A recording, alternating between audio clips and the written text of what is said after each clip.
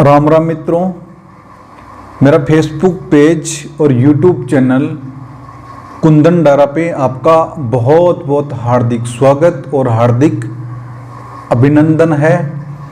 मित्रों, काफ़ी समय बाद में मैं आपके बीच में फिर से लाइव आया हूँ और मेरे को नरेना धाम दादू धाम है, वहाँ महाकुंभ भरा था, तो वहाँ पे जाने को मेरे को सौभाग्य मिला, जिसमें अनेक ऋषि मुनि, साधु संतों, तपस्वियों और अनेक प्रकार के साधुओं का दर्शन करने को मेरे को सौभाग्य मिला।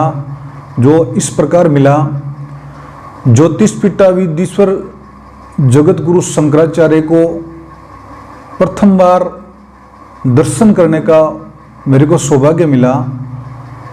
निम्बार्काचार्य श्री श्याम शरण जी आचार्य महाराज जो सलेमाबाद से पधार रहे हैं, उनका भी दर्शन करने को प्रथम बार मेले को दर्शन करने का सौभाग्य प्राप्त मिला।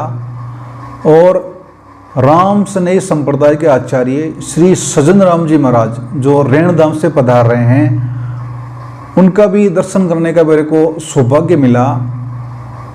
राम स्नेह संप्रदाय के पुरुषोत्तम जी महाराज जो रामधाम खेड़ापा जोधपुर संभाग में आता है, उनका भी दर्शन करने का मेरे को सौभाग्य मिला।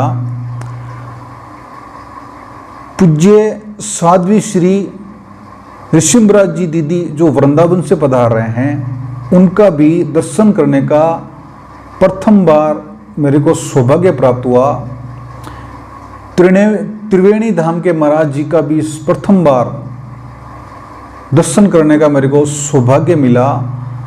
और नए पीठाधीश्वर दादू संप्रदाय के आचार्य श्री ओम प्रकाश दास जी महाराज, उनका भी प्रथम बार दर्शन करने का मेरे को सौभाग्य मिला।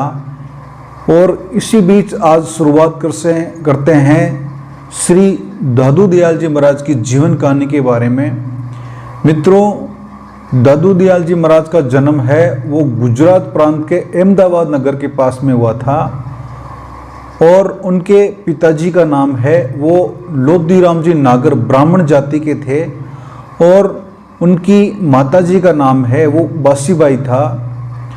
मित्रों, लोधीराम जी ब्राह्मण नागर है, उनकी आयु 55 वर्ष की हो गई थी।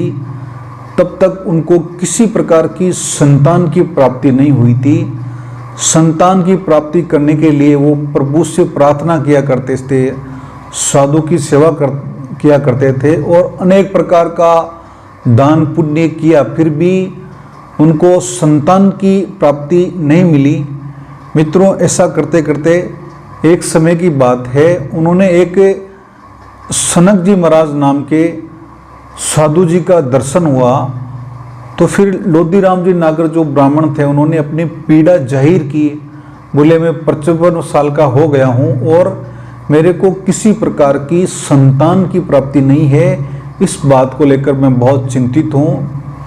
तो महाराज जी ने आशीर्वाद दिया लोधीराम जी को, बोला कल सवेरे आप साबरमती नदी के किनारे जाना, वहाँ नदी में तैरता हुआ एक बालक मिलेगा, वो आपका बालक होगा और बहुत ही वो चतुर बालक होगा, बहुत ही बुद्धिजीवी बालक होगा और इस संसार का वो कल्याण करेगा। ऐसा बोल के वो साधु जी अंतर्ध्यान हो गए। फिर लोधीराम जी ने अपनी पत्नी को ये बात बताया और जैसे ही सवेरा हुआ तो महाराज लोधीराम जी है वो अहमदाबाद नगर के साबरमती नदी के किनारे सुबह सुबह आ गए। और जैसा साधु जी ने, नागर जी महाराज ने आशीर्वाद दिया था, से महाराज वैसा का वैसा ही हुआ। नदी के किनारे तैरता हुआ एक बालक आया और उस बालक को हाथ में लेकर बहुत ही लोधीराम जी महाराज खुश हुए। तो फिर वो सोचने लगे कि मैं इस बालक को लेकर जा रहा हूँ, मेरे जाति वाले लोग क्या कहेंगे, बोले किसको उठा कर लेके आया है, ये कौन सी जाति का है, क्या है। तो फिर लोधीराम जी ब्राह्मण को वहाँ पे एक आकाशवाणी ऐसी हुई कि आप चिंता मत करो, सब कुछ सही हो जाएगा। मित्रों, लोधीराम जी ब्राह्मण है, वहाँ से चलकर और फिर अपने घर लेकर आए। तो कहते हैं कि उनकी जो पत्नी थी लोधीराम जी की, महाराज जी की बासीबाई, उनकी इस तरह से दूध की धारा ऑटोमेटिक बहने लगी। और मित्रों, दादू जी जो महाराज है, उनको जो भी हाथ में कुछ देते वो हाथों हाथ दूसरे को दिया करते थे, इसीलिए उनका नाम दादू जी महाराज कहा गया। ऐसा करके दादू जी महाराज का जन्म हुआ। ये प्रथम पार्ट दादू जी महाराज का मैं आपके सामने व्याख्या कर रहा हूँ। इनके बाद में नेक्स्ट दूसरा पार्ट आएगा, उसके बारे में हम फिर कल चर्चा करेंगे। और इसके अलावा और भी आपको बहुत ही दादू जी महाराज की पूरी जीवन कहानी बताएंगे। ऐसा करके दादू जी महाराज का जन्म है वो गुजरात प्रांत के अहमदाबाद के अंदर माना जाता है। ऐसा करके दादू राम जी महाराज का जन्म हुआ था। जय दादू राम जी महाराज। दादू राम सतराम।